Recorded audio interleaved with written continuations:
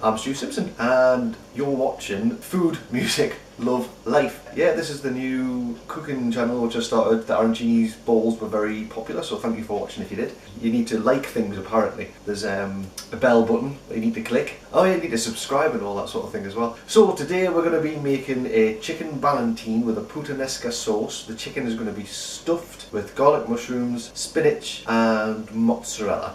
And the puttanesca sauce is just a really simple sort of tomato based sauce. I'm trying to lay off the dairy at the minute and trying to eat more healthily for my mind and for my body.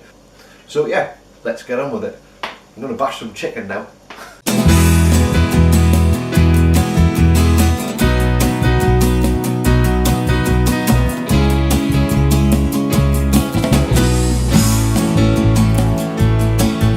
We have already begun the puttanesca sauce. So basically I've just sweated down some onions and some garlic, some peppers, some olives, a little bit of basil. That's optional. We don't normally put that in the puttanesca and you normally use black olives. I'm going to put this back on the heat to keep going. We have some boiling water in advance for the ballotine. So yeah, I was saying before that I've not been terribly well recently, but this sort of approach to eating healthy has been helping a lot. The moral of it is basically just try and just eat better and give time to yourself.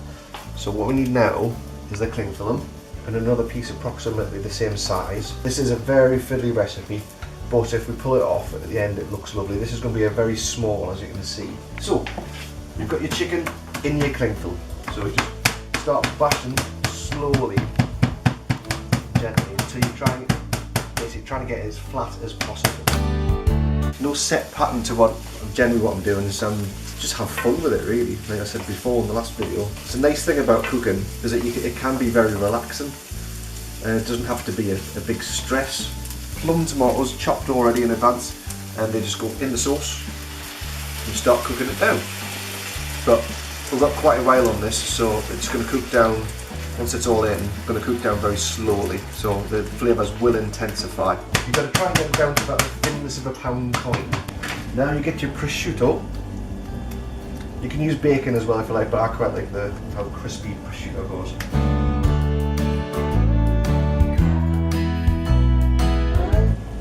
Chicken in the middle there. Right, and you get some basil. Basil.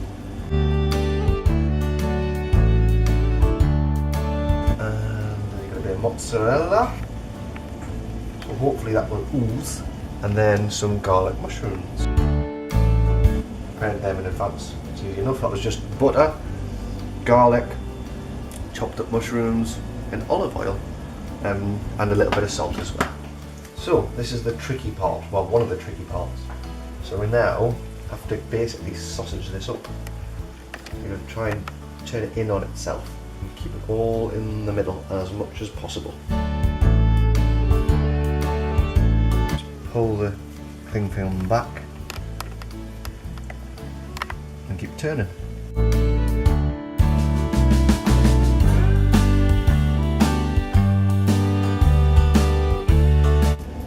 This isn't totally necessary, but I'm a little bit worried about this one because it seems a bit loose, so I'm going to also bake it.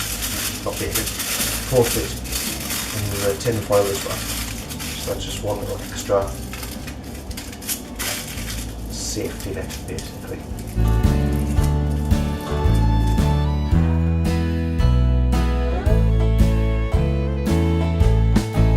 For about 20 minutes and then we shall cook it off, the skin, and put it in the oven.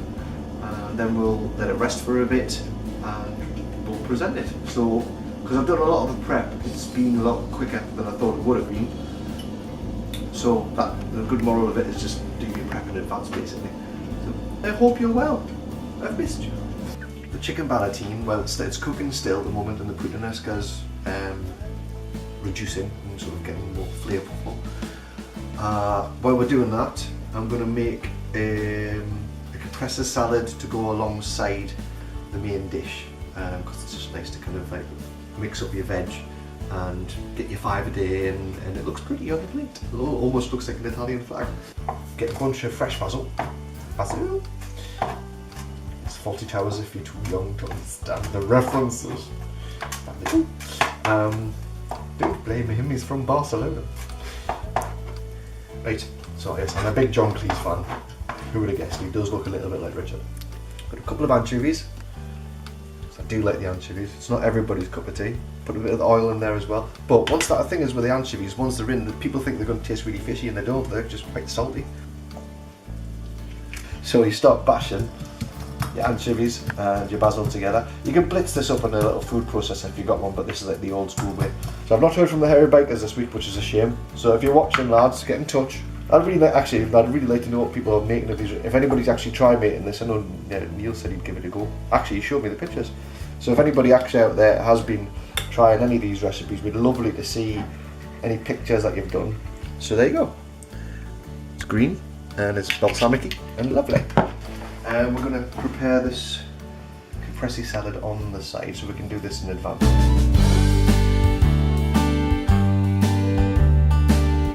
Decent wedges of your mozzarella. Do something interesting with your tomatoes.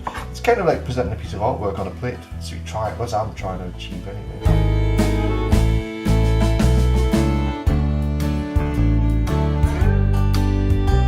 There's a marketplace in Florence, and this is all really fresh, and there's none of this plastic covering on any of the basil. You just go along and pick up a bunch of herbs because the farmers bring them out every morning, and we need to support our local farms and local businesses. Pomodori. So this hopefully will be fully cooked. I'm just going to have to leave it to rest for a moment. Without trying to scorch ourselves, it's still slightly hot. We're going to try and take this out and hope for the best.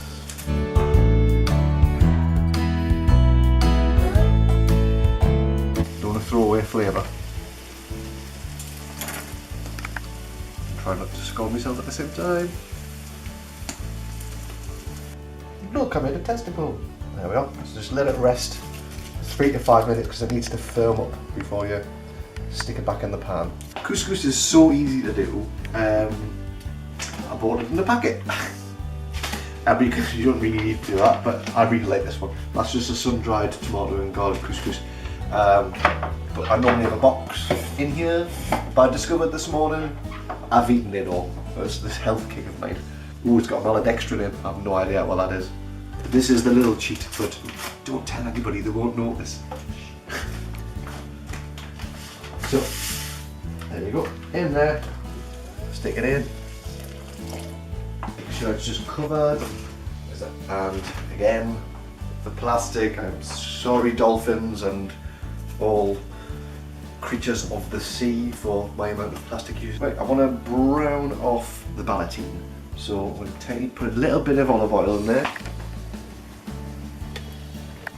And this isn't necessary, but just a smidge of butter. So, you're browning up.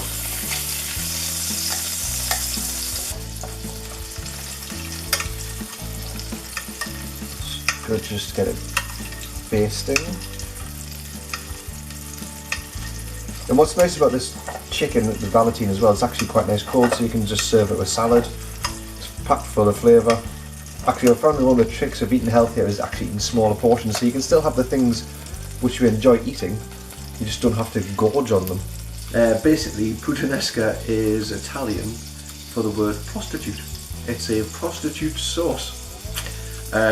Basically, because in between, the story goes, I believe, that the puttanesca sauce came about through ladies of the night needing something quick to eat in between clients.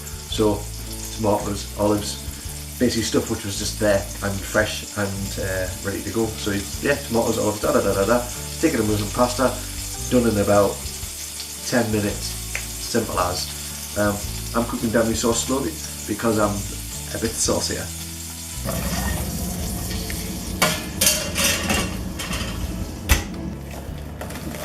Voila! Easy as that.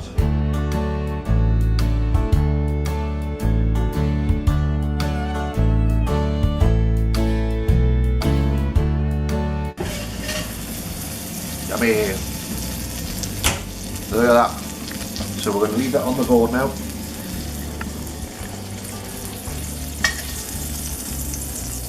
It's really important to rest your meat after you've worked hard on it for quite some time. You've pushed that through the oven and it's been boiled, and yes, I'm making an innuendo, you have to rest your meat. So now we got your puttanesca.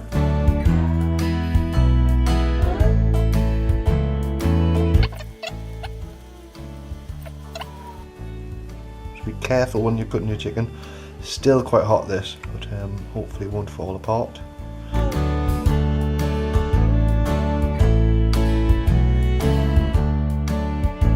Chicken Ballotine with a Caprese salad, couscous and a Puttanesca sauce. If you want to give it a go or a variant on that dish, then please do. Take pictures, even make a video if you like. It's all about getting creative. So I hope you like the look of it, and hopefully we'll taste it and it's going to be delicious. We shall see.